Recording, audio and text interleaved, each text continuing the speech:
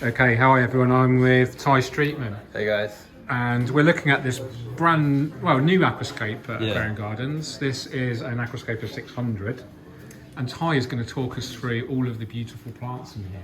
Exactly. So these are all plants that are at my house, and when I went to Brazil on my last trip I was worried that they might not survive me being away, and I convinced Dave Pierce, the owner here, to set up a tank and basically house them for me, and he's done that and he's growing them beautifully. So we've got a few that are known quite well in the hobby, but most aren't.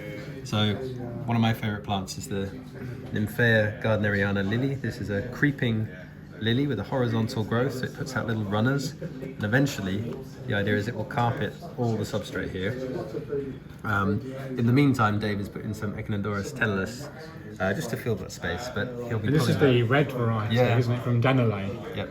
Yeah. He'll be pulling that out as the lilies expand. Brought in some crypts the other week. This is Crypticorn Cordata Varsimensis, which gets really beautiful, like striated patterns on the leaves.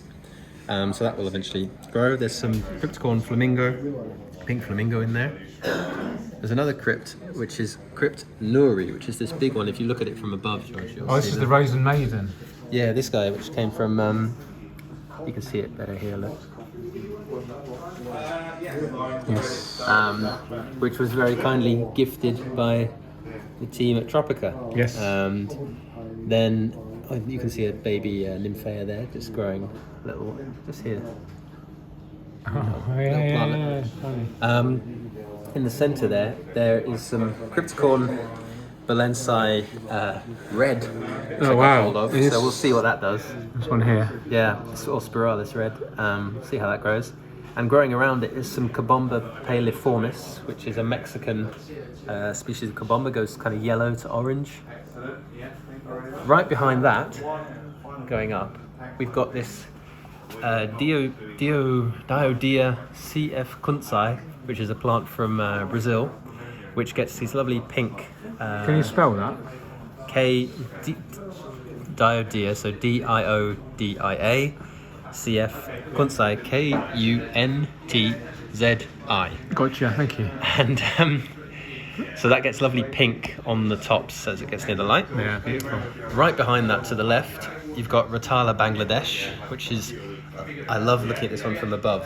Have a look here, like really nice red stem, and then bright green foliage. You can see the lovely orange stem. Yeah. And next to that, I've got this other plant I brought in, which is Retala Cambodia, which is a lovely orange one.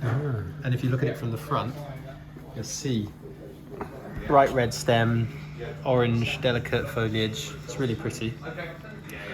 Growing behind those two, we've got some Ludwigia Inclinator, which is the plant that I was recently filming out in Brazil in the Pantanal. It's going really red, beautiful striations on the leaves. Then over here, looking down, we've got some Persicaria Pak Chong, which is a Persicaria from Southeast Asia. If you look down the side here, you see it's got these like arrow-shaped, long, elongated leaves. Oh yeah, beautiful. Really nice plant. So that's slowly growing. Then you've got this plant here, which is a bit of a monster actually. This is Hygrophila SP Tiger. Oh yeah. Goes brown to orange, lovely patterning on the leaves. Can you lift it out of the surface? Dave has been pulling this out because it's been going mad. I've got these two Bucephalandra here, which I also got from the guys at Tropica? Tropica as a gift. The big one, yeah. Bucephalandra SP something, but they sort of open these ovoid leaves and long stems. They're really attractive actually. Yeah. Then we've got over this side another two kinds of Persicaria. This is quite well known Persicaria Sao Paulo, which gets these lovely red and pink colours. You can see down the sides. And then there's a stem of what I believe from Tropica is Persicaria piuli, which is this lovely magenta pink colour.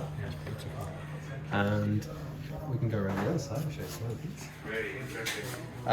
We've got this Madania Engelsei, which is from Brazil, from the San Francisco Basin, Rio San Francisco Basin.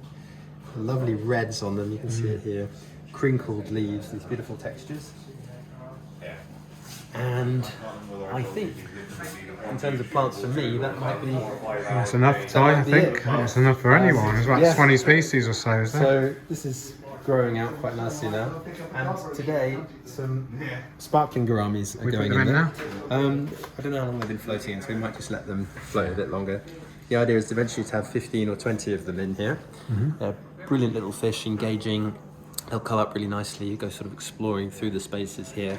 And do they also call them croaking gouramis? No, croaking gouramis is the slightly larger species, although these guys do make noises. Yes. So you can hear them sort of ticking and clicking away. Yeah, I think I've had them before and I could hear that. Yeah.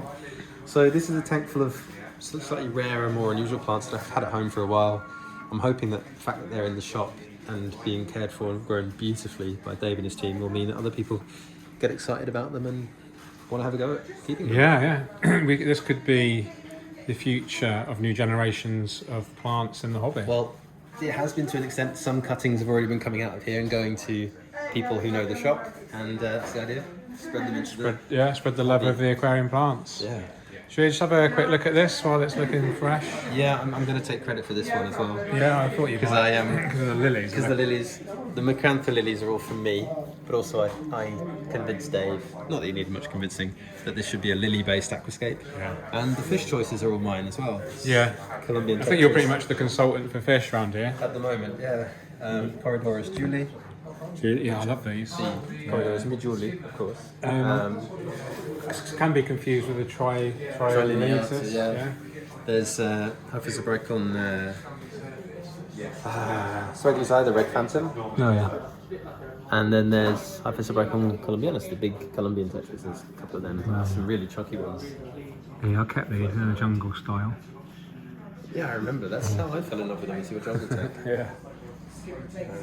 Maybe we should say that at some point soon. Oh yeah, we're going to escape this soon, me and you. And it's going to be, I think Awaze going to come and film it. Yep. We're going to do a biotope. Not a biotope, but a very natural style, flowing, lush river display. And with lots of plant volume, lots of energy to it, lots of flow and movement, but also something that most people could have a go at doing. Awesome, excited for that. Yep. Thanks, Tai. Thanks for watching, everyone. Take care. Keep on scaping. Cheerio.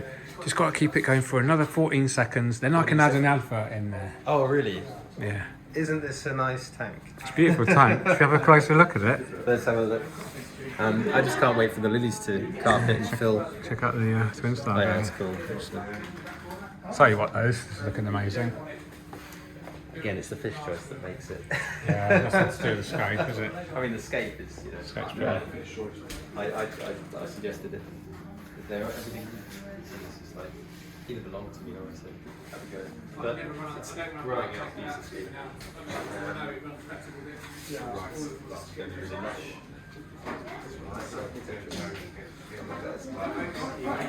Quite a few long fin variety in that.